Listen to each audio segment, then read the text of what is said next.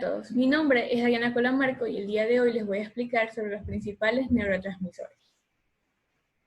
Vamos a empezar explicando qué es un neurotransmisor. Es una sustancia secretada por el cuerpo humano necesaria para compartir información entre una neurona y otra, es decir, una sinapsis neuronal, o entre una neurona y un músculo, es decir, una sinapsis neuromuscular. Ahora, para que un neurotransmisor sea considerado como tal, necesita cumplir los tres requisitos que voy a mencionar. Que sea sintetizado en la neurona, que esté presente en el terminal presináptico y sea liberado en cantidades suficientes para ejercer una función postsináptica, y que haya un mecanismo específico para removerlo de su sitio de acción. Ahora vamos a explicar qué es una sinapsis y cuál es el papel de los neurotransmisores dentro de esta. Como podemos ver, los neurotransmisores se almacenan o se empaquetan dentro de la vesícula sináptica. Luego viene lo que es la despolarización de la membrana. Esta despolarización ocasiona que los canales de calcio dependientes de voltaje se abran y entre mucha cantidad de calcio al interior de la membrana. Esta acumulación excesiva de calcio en el interior hace que los neurotransmisores se liberen al espacio sináptico. La mayoría de estos son receptados por los receptores del neurotransmisor. Es importante recalcar que cada neurotransmisor va a tener su propio receptor. Y algunos otros transmisores son recaptados por la bomba recaptadora del neurotransmisor. Los receptores que receptan, valga la redundancia, los neurotransmisores, van a ejercer una función postsináptica. Ahora vamos a explicar cuáles son los principales neurotransmisores del cuerpo humano. Tenemos en primer lugar la acetilcolina, que es el primer neurotransmisor que se descubrió. Tenemos que es un neurotransmisor preganglionar del sistema nervioso autónomo y postganglionar del sistema nervioso parasimpático. Además, se puede sintetizar de dos maneras: a partir de la colina, es decir, que se acumula en las neuronas colinérgicas, o a partir de la acetil-CoA, mediante una reacción catalizada por la enzima colina-acetiltransferasa que se encuentra en el sistema nervioso central. Este neurotransmisor cumple una acción tanto simpática como parasimpática. En el sistema nervioso central activa la secreción de catecolamidas en la médula suprarrenal. Ahora vamos a hablar un poco sobre los receptores de este neurotransmisor. Tenemos los receptores nicotínicos, que se dividen en dos: los N1 o NM, que se encuentran en la unión neuromuscular, y los N2 o NN, que se encuentran en los ganglios autonómicos, el sistema nervioso central y la médula adrenal. Los receptores muscarínicos son receptores asociados a la proteína G y se van a dividir en 5 familias. Los M1, M4 y M5 se van a encontrar principalmente en el sistema nervioso central, y los M2 y M3, el M2 respectivamente con el corazón y el M3 en el músculo liso. Ahora vamos a explicar sobre la dopamina. Es una enzima que se sintetiza a partir de la hidroxilación del aminoácido L-tirosina. Y podemos decir también que participa en la regulación de la conducta motora, la emotividad, la afectividad, así como también en la comunicación neuroendocrina.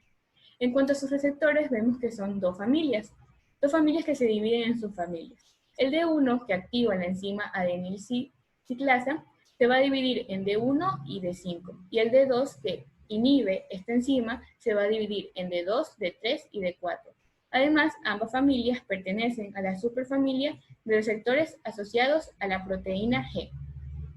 Además, estos receptores se van a encargar de, o se van a encontrar más bien en regiones que controlan la conducta, emociones, placer, toma de decisiones y algunas partes del movimiento. En cuanto a la noradrenalina, tenemos que es un neurotransmisor que se activa en los estados de emergencia. Se ubica en las neuronas del locus ceruleus, que es un pequeño núcleo ubicado en el tronco cerebral, que tiene prolongaciones que van, por un lado, a la corteza cerebral y por otro lado, a la médula espinal.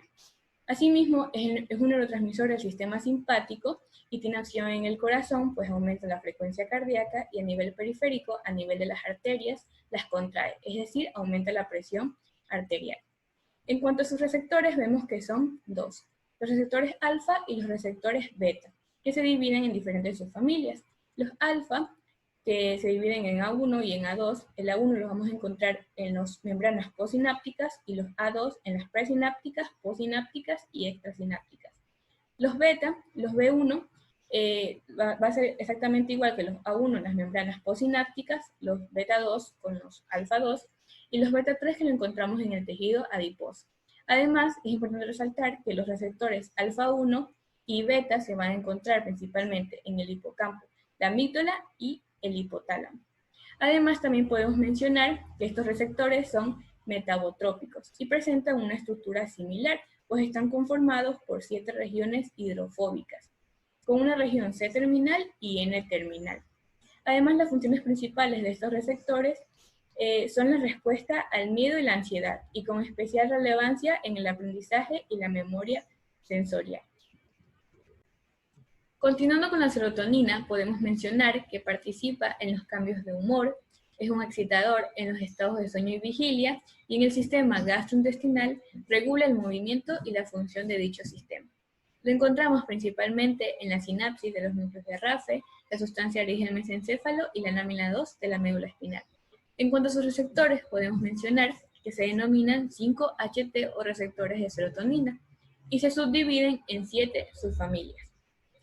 Podemos visualizar en dónde se encuentran por la diapositiva, pero vamos a resaltar al 5-HT2, que se activa en los episodios de asma y la trombosis vascular, y a los últimos 3, que no tienen ubicación porque aún no han sido tan estudiados y no se conoce su ubicación.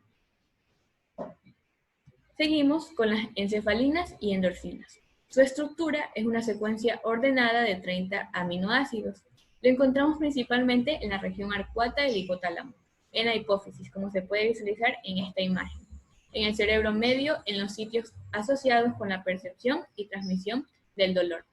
Su función principal en condiciones normales es inhibir los estímulos dolorosos del sistema nervioso central. Hay estudios que demuestran que en condiciones especiales, muy especiales, puede inhibir por completo el dolor e inducir la sensación de bienestar. En cuanto a sus receptores, vemos que son receptores opioides, que se dividen en MOP, DOP y COP, y están localizados especialmente en el área tegmental, en la médula espinal y sus periferias. En cuanto a la histamina, vemos que es un neurotransmisor que no solamente participa en el sistema nervioso central, sino que participa en muchos otros sistemas. Un ejemplo de estos es el sistema inmunológico. Este neurotransmisor, o esta sustancia más bien, es secretada por muchas células de este sistema y participa en el proceso de inflamación. También podemos resaltar que ayuda al sistema digestivo, regulando las secreciones gástricas y la motilidad del intestino. También aumenta la secreción de la mucosa, provocando taquicardia y arritmias, e influye en la presión arterial. Participa en muchos sistemas, como ya lo dije, en la neurotransmisión, hemopoiesis, cicatrización de heridas y muchos procesos más. En cuanto a sus receptores, vemos que se dividen en 4, H1, H2, H3 y H4. El H1 lo encontramos resaltando el cerebro y los vasos sanguíneos, el H2 en el endotelio, el estómago, el tejido graso, el H3 en los pulmones, corazón, intestinos, y el H4 en la tiroides y el intestino. Continuando con el GABA, que es el principal neurotransmisor inhibidor del sistema nervioso central. Lo encontramos casi exclusivamente en el cerebro, por lo que se puede decir que es el neurotransmisor más abundante dentro del sistema nervioso central. Es responsable también del tono muscular. Y un dato bastante interesante, algo que resaltar aquí, es que esta molécula no solo se encuentra a nivel del sistema nervioso central, sino que lo encontramos en la mayoría de los otros órganos del cuerpo. Hace poco se descubrió que en las vías respiratorias se encuentra, pero justo después de la exploración alérgica y se asocia con la enfermedad del asma. En cuanto a sus receptores, vemos que son canales dependientes de ligando y cada subunidad tiene 4 segmentos transmembrana, M1, M2, M3 y M4. Y también cuenta con los segmentos terminales N y C, y se denominan receptores de GABA. El glutamato es todo lo contrario al GABA, es el principal neurotransmisor excitador del sistema nervioso central. Se lo encuentra en mucha cantidad a nivel de la corteza cerebral. Entre sus funciones encontramos que media la información motora, cognitiva y sensorial, y está presente en alrededor del 80 a 90% de sinapsis en el cerebro. En cuanto a su A sus receptores vemos que son dos, el ionotrópico y el metabotrópico. El primero se subdivide en tres, NMDA, AMPA y CAIN. Y el segundo son los receptores asociados a proteínas G, como muchos, como casi todos, y se subdividen en ocho que están divididos en tres familias. Ahora vamos a explicar sobre dos patologías que son causadas principalmente por una alteración en estos neurotransmisores, empezando por la esquizofrenia, que es un trastorno mental severo caracterizado por síntomas positivos, cognitivos y negativos. Ahora, las personas que llegan a hacerse exámenes por esta enfermedad muestran en sus estudios histológicos una alteración o un daño a nivel de los lóbulos frontales, más o menos a este nivel. Y esto demuestra que existe una disminución de la conectividad sináptica en la corteza prefrontal, dorsolateral y hipocampo. En neuroquímica se cree que esta patología está asociada a una difusión del sistema dopaminérgico, es decir, el neurotransmisor de dopamina, puesto que existe una hiperactividad de este transmisor, en especial los receptores D2 a nivel límbico, lo que causa los síntomas positivos, y una hipoactividad de los receptores D1 que causa los síntomas negativos. En neuroimagen se evidencia un crecimiento de los ventrículos laterales y del tercer ventrículo, además de una pequeña cantidad en la disminución de la materia gris y el volumen cerebral total. Además también se muestra un aumento del líquido cefalorraquídeo a nivel general. La fisiología de esta enfermedad se basa en que los procesos de codificación, procesamiento y transferencia de la información cerebral están dañados. Ahora vamos a explicar sobre el Alzheimer. El Alzheimer es una enfermedad neurológica degenerativa que aparece aproximadamente a los 65 años de edad. Sin embargo, puede aparecer antes.